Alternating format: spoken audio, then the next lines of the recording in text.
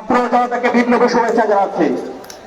আমরা হিন্দু, মুসলিম, খ্রিস্টান, বৌদ্ধ, পাহাড়ি, চাকমা, মারমা, ত্রিপুরা, রাখন সহ বাংলাদেশের সকল সম্প্রদায়কে নিয়ে একতার বাংলাদেশ করতে চাই। আমরা পারবো তো? আমাদের বাংলাদেশটি এমন হবে যেখানে কোনো বৈষম্য থাকবে না, যেখানে কোনো ধরনের জুলুমতন্ত্র থাকবে না, যেখানে থাকবে সামাজিক সুবিচার, যেখানে থাকবে একটি সাম্য, যেখানে থাকবে সকল মানুষের অধিকার। আমরা সেই লক্ষ্যকে সামনে রেখে বৈষম্য বিরোধী ছাত্র আন্দোলন কাজ করে যাচ্ছি। প্রিয় ছাত্র জনতা, আপনারা জানেন ফ্যাসিবাদী হাসিনা পালানোর পরও এখনো ষড়যন্ত্র চালিয়ে যাচ্ছে।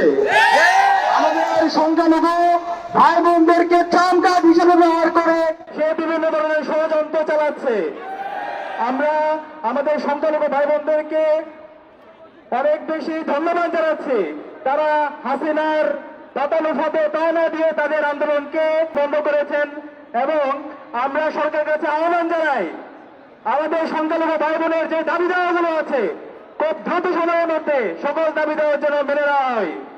প্রিয় সংগ্রামী জনতা, আপনারা জানেন ফ্যাসিবাদী হাসিনা জুডিশিয়াল কোয়ের মাধ্যমে আমাদের এই সরকারকে অবৈধ ঘোষণা করতে চেয়েছিল, কিন্তু সে ব্যর্থ হয়েছে।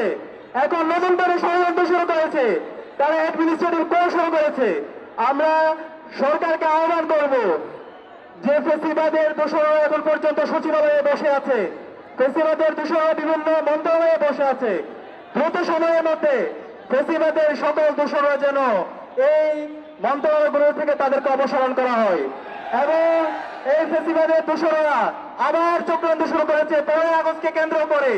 আগামীকাল আপনাদেরকে আহ্বান করব এই ফ্যাসিবাদের দোষরদেরকে যেখানে পাবেন তাদেরকে আপনারা থানায় ধরিয়ে দিবেন। আপনারা পারবেন তো?